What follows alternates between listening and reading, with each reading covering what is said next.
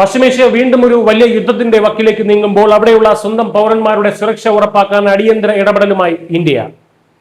അമേരിക്കയും ഇറാനും തമ്മിലുള്ള സൈനിക സംഘർഷം അതിരൂക്ഷമായിട്ടുള്ള സാഹചര്യത്തിൽ ഇറാനിലെ ഇന്ത്യക്കാർക്ക് ടെഹ്റാനിലെ ഇന്ത്യൻ എംബസി അതീവ ജാഗ്രതാ നിർദ്ദേശം നൽകിയിരിക്കുകയാണ്.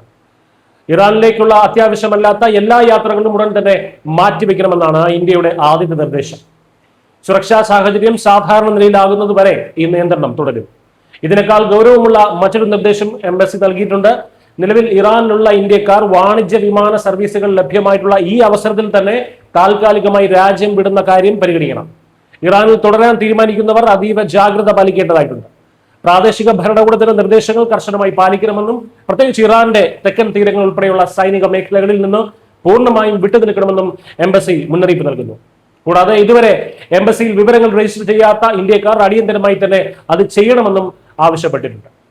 ഭാവിയിൽ എന്തെങ്കിലും തരത്തിലുള്ള അടിയന്തര ഒഴിപ്പിക്കൽ വേണ്ടി വന്നാൽ പൗരന്മാരുമായി വേഗത്തിൽ ബന്ധപ്പെടാനാണ് ഈ നടപടി. അമേരിക്കയും ഇറാനും തമ്മിലുള്ള പോരാട്ടം ഒരു പ്രാദേശിക യുദ്ധമായി തന്നെ മാറുമെന്ന ഭയമാണ് ഈ അടിയന്തര മുന്നറിയിപ്പിന് പിന്നിൽ. ജോർദാനിൽ അമേരിക്കൻ സൈനികർ കൊല്ലപ്പെട്ടതിന് പകരമായി കഴിഞ്ഞ ദിവസം അമേരിക്ക ഇറാന്റെ റവല്യൂഷണറി ഗാർഡിന്റെ താവളങ്ങളിൽ അതിശക്തമായിട്ടുള്ള വ്യോമാക്രമണം നടത്തിയിരുന്നു. ഇറാന്റെ തീരദേശ നിരീക്ഷണ കേന്ദ്രങ്ങൾ, വ്യോമ പ്രതിരോധ സംവിധാനങ്ങൾ, ഡ്രോൺ മിസൈൽ സംഭരണ കേന്ദ്രങ്ങൾ എന്നിവയാണ് അമേരിക്കൻ സേന തകർത്തെറിഞ്ഞത്.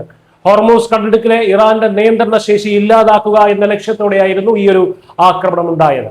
എന്നാൽ അമേരിക്കയുടെ ഈ നീക്കത്തിന് ഇറാൻ നൽകിയ മറുപടി ഗൾഫ് മേഖലയെ ഒന്നാകെ ആശങ്കയിലാക്കിയിരിക്കുകയാണ്. കുവൈത്ത് ഉൾപ്പെടെയുള്ള അമേരിക്കൻ സഖ്യരാജ്യങ്ങളിലെ പവർ പ്ലാന്റുകളിലും ശുദ്ധജല വിതരണ കേന്ദ്രങ്ങളിലും ഇറാൻ തിരിച്ചടി നൽകിയിട്ടുണ്ട്. ഇതോടെ കുവൈത്ത്, ജോർദാൻ, ബഹ്റൈൻ, UAE തുടങ്ങിയ രാജ്യങ്ങൾ തങ്ങളുടെ വ്യോമ പ്രതിരോധ സംവിധാനങ്ങൾ പൂർണ്ണ സജ്ജമാക്കിയിരിക്കുകയാണ്. ജോർദാനിലെ അഖാബ തുറമുഖത്തേക്ക് വരുന്ന മിസൈലുകൾ തങ്ങളുടെ അതിർത്തിയിലേക്കും വ്യാപിച്ചേക്കാമെന്ന ഭീതിയിലാണ് ഇസ്രയേലും. ചുരുക്കത്തിൽ പശ്ചിമേഷ്യയിലെ പല രാജ്യങ്ങളും ഈ യുദ്ധത്തിന്റെ കഴുനിഴലിലാണ് എന്ന് തന്നെ പറയാം. വാണിജ്യ വിമാന സർവീസുകൾ നിലയ്ക്കുന്നതിന് മുൻപ് തന്നെ സുരക്ഷിതമായിട്ടുള്ള ഇടങ്ങളിലേക്ക് മാറാൻ ഇന്ത്യക്കാരോട് ആവശ്യപ്പെടുന്നതിലൂടെ വരാനിരിക്കുന്ന വലിയൊരു പ്രതിസന്ധിയെ മുൻകൂട്ടി കാണുകയാണ് ഇന്ത്യൻ ഭരണകൂടം. ലോകത്തിന്റെ ഏത് കോണിൽ സംഘർഷമുണ്ടായാലും സ്വന്തം പൗരന്മാരെ സുരക്ഷിതരായി നാട്ടിലെത്തിക്കാൻ ഇന്ത്യ എപ്പോഴും കാണിക്കുന്ന കരുതലിന്റെയും നയതന്ത്ര ജാഗ്രതയും തന്നെയാണ് ഇപ്പോഴും പുലർത്തുന്നത്. ഗൾഫ് മേഖലയിലെ ഓരോ ചലനങ്ങളും ഇന്ത്യ ഇപ്പോൾ സൂക്ഷ്മമായി നിരീക്ഷിച്ചു വരികയാണ്. പൗരന്മാരുടെ സുരക്ഷയ്ക്ക് തന്നെയാണ് രാജ്യം എക്കാലത്തും പ്രഥമ പരിഗണന നൽകുന്നത്.